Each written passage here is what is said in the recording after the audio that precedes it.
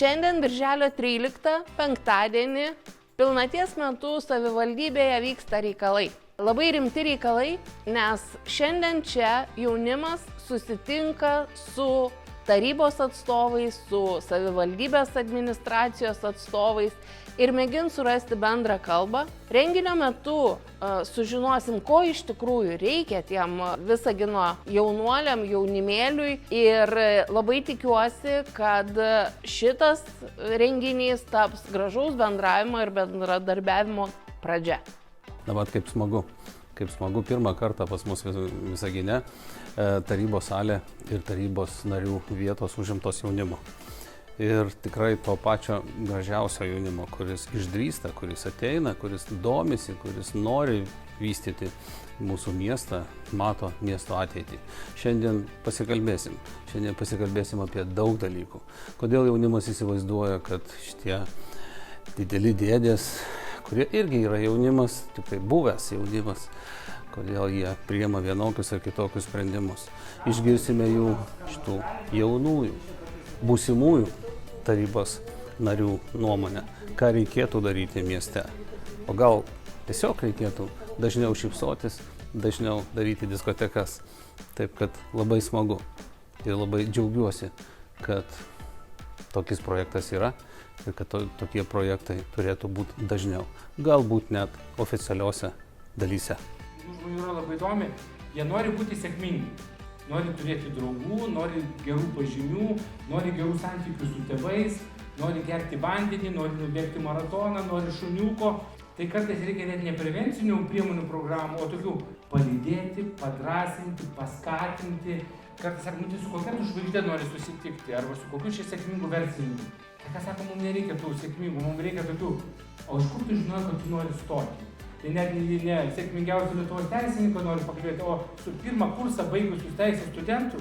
O kaip ten tas pirmas kursas, ar labai sunku mokytis ar ne? Arba panašiai, tai iš tikrųjų, tokių paprastų dalykų, nes jų abejonės labai paprastas. Ką daryti? Ar aš tikrai žinau, ko aš noriu, ne? Kaip tu žinojai, kad tu nori imtis? Labai džiugu, kad jaunimas vis drąsiau kalba apie tai, kas patinka mieste, kas nepatinka mieste. Ir dabar išklausom prezentaciją. Iš tikrųjų, ta analitika, kur buvo atlikta, sutinku su kiekvieno punktu, iš tikrųjų, ko trūksta mūsų mieste. Ir malonu, kad jaunimas irgi apie tai kalba. Tai dabar pakalbėjom apie duomenis, o dabar eisim valgyti picos ir jau neformalioje aplinkoje pabendrausim su jaunimu.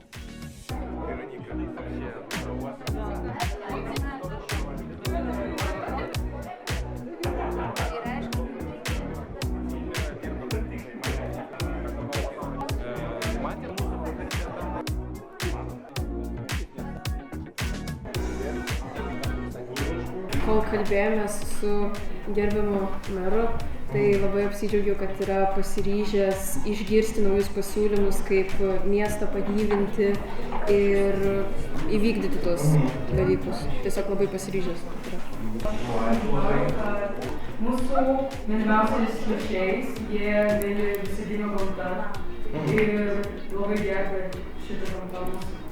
Садились, он попробовал почти все виды спорта, у него отец мастер спорта по боксу сам, в общем, как-то Okei. Mes turim užsiėmimus. Aš vesiu darbą su mokinių savivaldo mokyklų ir mano kabinetas bus iškart šitos kairinės durys. Kas nori sužinoti, kaip organizuoti renginį ir jeigu turite apie renginius idėjų ir nori žinoti kaip, tai lieka šitoje salėje. O su manimi keliauja tie, kurie nori susipažinti su jaunimo reikalų tarybos veikla ir padiskutuoti, kaip spręsti aktualias jaunimui problemas kartu. Tai aš jūs kviesiu problemas spręsti lotoso būdu. Šitas metodas vadinasi lotosu, todėl kad mes problemą pradedame spręsti nuo vidurio ir einam iš tipo kaip lapas, kaip gėlė. Vidurinėme kvadrate, jo centre, jis pažymėtas į raidę, užsirašyti savo gautą problemą. Jeigu mes patobulinsime komunikaciją bei gausime tą grįžtamą ryšį, tai vėliau ir žmonės jie įsitrauks. taip pat įdomus žmonės susidomės mūsų renginiais irgi atvyks. Jaunimas stovėdamas stotelėj galės nusiskanuoti QR kodą ir atsidaryti puslapį skirtą jam informaciją, kodėl ne. Planuosiu žmonės tapti psichologais ir Skiriu paskatinti juos tapti su psichologais. motyvuoti ir norėtų dirbti psichologo darbui, padėti žmonėms, kitiems, kurie turi psichologinių problemų. Kas jūs pačius paskatintų, pavyzdžiui, kelti savo kandidatūrą į prezidentus, pavyzdžiui, mokyklos arba tarybos pirmininką? Nu, pavyzdžiui, ką jūs norėtumėt padaryti mokyklai tokią, kad jūs būtumėt pasiryžę eiti į tokį postą? Būtų, jeigu žinočiau, kad mokyklai būtų kažkokia tai nors komanda arba daug pasiryžusių man padėti žmonių. Nes viena, jeigu aš, hipotetiškai būčiau išrinkta prezidentė, tai jeigu aš būčiau viena ir neturėčiau jokio, komandos, kuri prisimtų kokį nors darbą, nes aš, pavyzdžiui, negalėčiau viena viską padaryti. Sutinku su Mėjos pasakymu, tai kad aš norėčiau turėti gerą patarėjų komandą, kurie galėtų man padėti. Ir jeigu aš iš tikrųjų kažko nežinočiau, nors abejoju, jeigu aš būčiau prezidentu, tai kad man galėtų vis dar padėti ir aš turėčiau gerą atrumą žmonių, kurie aktyviai ir nori man padėti. Aš nežinau, arba ta taryba galėtų būti tokia labiau, nežinau, gal demokratiška, kad pasiskirstimas, kažkas turėtų savo sritį, pavyzdžiui, kad ne vienas žmogus tam stovėtų ir artų ir nieko daugiau nieko nedarytų. 5 minutės apsitarti, kokio renginio jūs norėtumėte čia Visagine.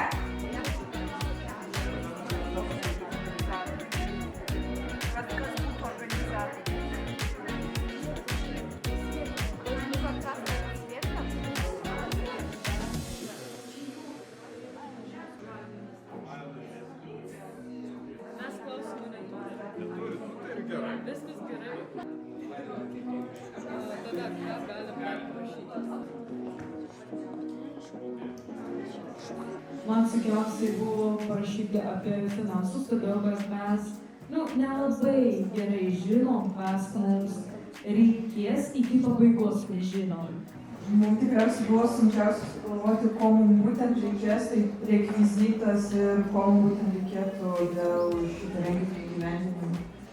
Первое, что мы посчитали нужным, нужно получить разрешение от savivaldybių, от самоуправления.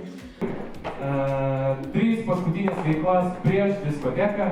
Šiandien kalbėsime apie Taikos 23 pastatą. Aš duosiu jums skirtingos erdvės, jūs šiek tiek pagalvosite apie tai, ką galima nuveikti tose erdvėse ir tikrai galit labai išsiplėšti. Paskutinė buvo stogas, tai čionais būtų galima padaryti supynės, chill zona, kavinė, baseinas, diskoteka ir apsinaudoja. Pirma idėja čia buvo padaryti ten restoraną, antra pirtį ir trečia čia bus pas mus vieta, kur galima išgerti geros kavos. Kaip vadinasi institucija atstovaujantį jaunimą savivaldybėje? Jaunimo poreikių taryba, jaunimo teisių taryba, savivaldybės jaunimo inspekcija, jaunimo reikalų taryba.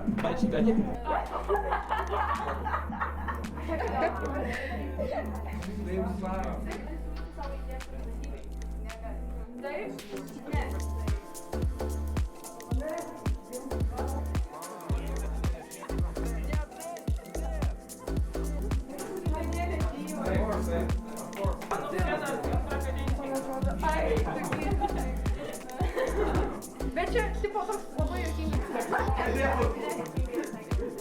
Pasrabuoti. Ir tada, žinai, jie gali geriau padaryti savo darbą, jeigu žinos, ko jums iš tikrųjų reikia.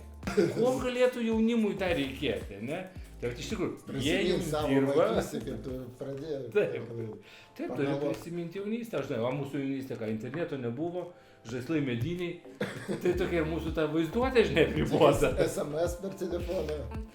Очень редко, наверное, побываешь, Ночью в самоуправлении. Да, ну даже просто в самоуправлении, не прям так часто побываешь. Вот, потом уже как-то, привык к обстановке, вот, послушал, вот, интересно было послушать. Потом в команде поработать тоже было классно. Вот, так что... Нормально, да? Да. Не страшно. Потихоньку, так спокойно, с улыбкой поговорили, а так тоже, видишь, не так и страшно, может еще раз приду. Как там? Еда хорошая, очень хорошие люди, с которыми которых можно задать вопросы какие-то, узнать что-то чего нового про самоуправление, ну, все. Ну, круто. Specialus vakaro žinių reportažas iš Visagino savivaldybės, kur vyksta pirmoji Visagine naktis savivaldybėje. Praėjo diskusijos, pasikalbėjome apie jaunimo situaciją, apie tyrimas, jaunimas dalyvavo interaktyviuose veiklose, kalbėjome apie Visagino ateitį, dabartį, kaip įveiklinti įvairius pastatus, su kokiam problemom susidūrėm. O dabar ką? Šokiai, diskoteka ir tikimės, kad savivaldybės nenugriausime ir kad bus dar daug įvairių veiklų, kur suaugę ir jaunimas galės kalbėtis, bendrauti ir kartu ieškoti sprendimų. Ačiū.